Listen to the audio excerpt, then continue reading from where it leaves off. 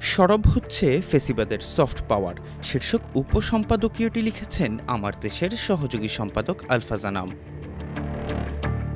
শেখ হাসিনার ১.৫ দশকের নিপীড়নমূলক শাসনের পক্ষে বৈধতা উৎপাদনে প্রধান ভূমিকা পালন করেছে এদেশের কথিত সুশীল সমাজ ও গণমাধ্যম। সে সময় গণমাধ্যম ও সুশীল সমাজের প্রতিনিধিদের বক্তব্য এবং বিবৃতিগুলো পর্যালোচনা করলে তা স্পষ্ট হয়ে ওঠে। ২০১৪ সালের একতরফা নির্বাচনের আগে সারা দেশে বিচার বহির্ভূত হত্যা, গুম ও প্রকাশ্য রাজপথে বিরোধী রাজনৈতিক দলের নেতাকর্মীদের গুলি করে হত্যা এবং পঙ্গু করা হয়েছিল। তখন সুশীল সমাজের এই প্রতিনিধিরা শুধু নীরব ছিলেন না, প্রত্যক্ষ ও পরোক্ষভাবে তাতে সমর্থন দিয়েছেন। গণমাধ্যমে মৌলবাদ দমনের নামে সরকারের নিপীড়নের পক্ষে সাফাই গেয়েছে। হিউম্যান রাইটস ওয়াচ ও অ্যামনেস্টি ইন্টারন্যাশনালের মতো বিদেশি মানবাধিকার সংস্থাগুলো বাংলাদেশে বিচার বহির্ভূত হত্যা এবং রাজনৈতিক নিপীড়ন নিয়ে যখন সোচ্চার ছিল, তখন একমাত্র অধিকার ছাড়া সব মানবাধিকারের দোকানদাররা ছিলেন অনেকটা নীরব। তাদের অনেকে গণমাধ্যমে প্রকাশ্যে সরকারের নিপীড়নকে সমর্থন দিয়েছেন। শেখ হাসিনা সুশীল সমাজ ও গণমাধ্যমের সমর্থনের জোরে বিনা প্রতিদ্বন্দ্বিতায় ১৫৪ আসনে বিজয়ী হয়ে তার ফ্যাসিবাদী শাসনের ভিত্তি মজবুত করেছিলেন। ফলে এদেশের কথিত সুশীল সমাজের সম্পর্ক অনেক নিবিড় ও জোরালো। ছাত্র জনতার অভ্যুত্থানের মাধ্যমে শেখ হাসিনার পতন ও পলায়নের পর এই সুশীল সমাজের অনেকে তাদের রূপ বদলে ফেলেন। হাসিনার পতন আন্দোলনের একেবারে শেষের দিকে তাদের অনেকে তাতে যোগ দেন, যদিও এই আন্দোলন ছড়িয়ে দেওয়া এবং মাঠের নেতৃত্ব ছিল নিপীড়িত রাজনৈতিক নেতৃত্বের হাতে। এই আন্দোলন যদি প্রকাশ্য বিএনপি ও জামায়াতে ইসলামীর নেতাদের নেতৃত্বে হতো, তাহলে গণমাধ্যম ও সুশীল সমাজ এই আন্দোলন বিএনপি জামায়াতের আন্দোলন বলে দমনের পক্ষে বৈধতা উৎপাদন করত।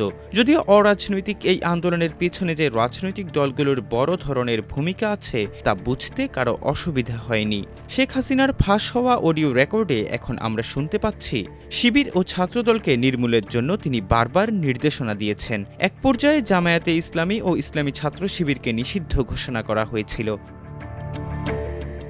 ছাত্র জনতার অভ্যুত্থানের ১ বছর পর আমরা সুশীল সমাজের সেই প্রতিনিধিদের আবার আগের রূপে ফিরে আসতে দেখছি। জাতিকে বিভেদ ও বিভাজনের মতলবী কৌশলের পাশাপাশি তারা এখন গ্রেপ্তার হওয়া আওয়ামী লুটেরাদের মুক্তি দাবি করছেন। সম্প্রতি সুশীল সমাজের প্রতিনিধি হিসেবে পরিচিত ১১২ জন বিশিষ্ট ব্যক্তি জনতা ব্যাংক লুটের হোতা অধ্যাপক আবুল বারাকাতের মুক্তি দাবি করেছেন। আওয়ামী আমলে দেশের সরকারি ও বেসরকারি ব্যাংকগুলো থেকে হাজার হাজার কোটি টাকা ঋণের নামে লোপাট হয়েছে। রাষ্ট্রায়ত্ত জনতা ব্যাংক এর বাহিরে ছিল না। এই ব্যাংকের চেয়ারম্যান করা হয়েছিল অধ্যাপক আবুল বারাকাতকে। তিনি অ্যাননটেক্স গ্রুপ নামে একটি প্রতিষ্ঠানকে ৫,০০০ কোটি টাকা ঋণ দিয়েছিলেন। ঋণ দেওয়ার ক্ষেত্রে জালিয়াতির আশ্রয় নিয়েছিল ব্যাংক কর্তৃপক্ষ।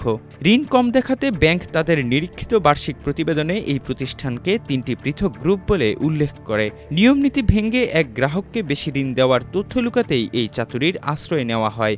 এভাবে জালিয়াতির মাধ্যমে ঋণ দেওয়ার কারণে ব্যাংকটিকে ধ্বংস করার জন্য আবুল বারাকাতকে অভিযুক্ত করেছিলেন তৎকালীন অর্থমন্ত্রী আবুল মাল আব্দুল মুহিত। ২০১৮ সালের ৬ ফেব্রুয়ারি রাজধানীতে এক অনুষ্ঠানে আবুল মাল আব্দুল মুহিত বলেছিলেন, বারাকাত এটাকে শেষ করে দিয়েছে, অথচ এটা ছিল দেশের একটা সেরা ব্যাংক। এই ধরনের একজন অপরাধীকে দুর্নীতি দমন কমিশন সুস্পষ্ট অভিযোগের ভিত্তিতে গ্রেপ্তার করে। এই বিশিষ্ট ব্যক্তিরা আবুল বারাকাতের মুক্তি দাবি করে দেওয়া বিবৃতিতে বলেছেন, দেশের স্বনামধন্য অর্থনীতিবিদ, শিক্ষক, গবেষক এবং বীর মুক্তিযোদ্ধা অধ্যাপক আবুল বারাকাতকে দুর্নীতির অভিযোগে অভিযুক্ত করে কারাগারে পাঠানো হয়েছে। অধ্যাপক বারাকাত প্রায় গত ৪০ বছর ঢাকা বিশ্ববিদ্যালয়ে শিক্ষকতা পেশায় নিয়োজিত ছিলেন। এছাড়া তিনি বাংলাদেশ অর্থনীতি সমিতির নির্বাচিত সাধারণ সম্পাদক ও সভাপতি ছিলেন। বিবৃতিতে নাগরিকরা জানিয়েছেন, তারা অধ্যাপক বারাকাতের সরল নির্মোহ প্রাত্যহিক জীবনযাপন দেখেছেন এবং তার সম্পর্কে জানেন। তার বিরুদ্ধে দুর্নীতির অভিযোগ উত্থাপনের পরিপ্রেক্ষিতে বিচার প্রক্রিয়া শুরু হওয়ার আগেই তাকে অন্যায়ভাবে গ্রেপ্তার ও কারাগারে পাঠানো তাদের কাছে কোনোভাবেই গ্রহণযোগ্য নয়।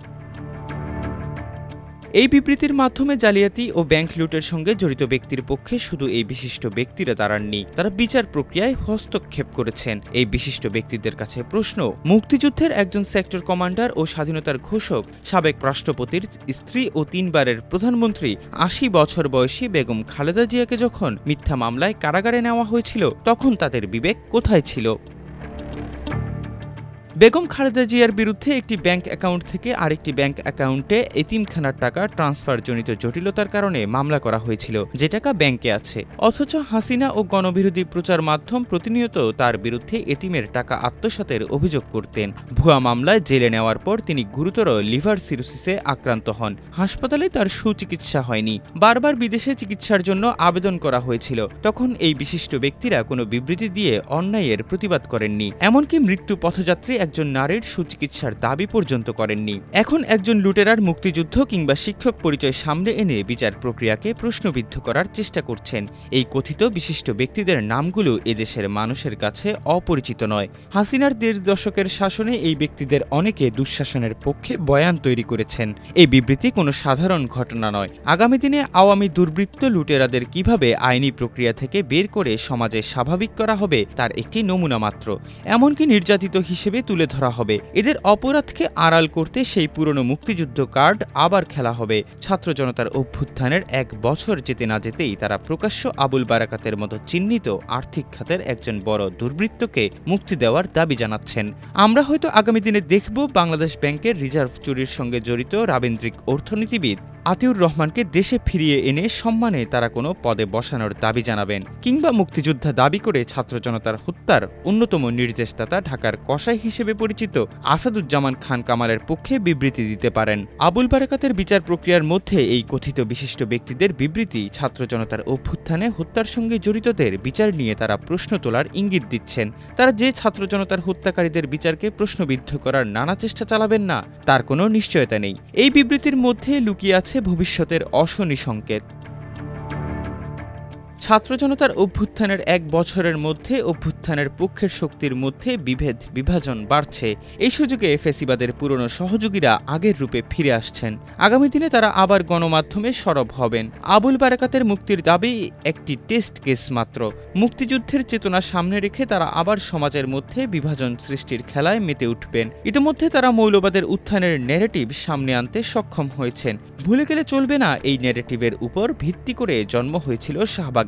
সেখান থেকে ১.৫ দশকে ফ্যাসিবাদের জগদ্দল পাথর জাতির ঘাড়ে চেপে বসেছিল। প্রায় ১,৫০০ মানুষের আত্মগোপন ও ২০,০০০ মানুষের পঙ্গুত্ব ও অন্ধত্ব বরণের মধ্য দিয়ে ফ্যাসিস্ট শাসনের অবসান ঘটেছে। কিন্তু ১ বছর না যেতেই ফ্যাসিবাদের সহযোগী সফট পাওয়ার সরব হয়ে উঠেছে। তারা এখন বিচার নিয়ে প্রশ্ন তুলতে শুরু করেছেন।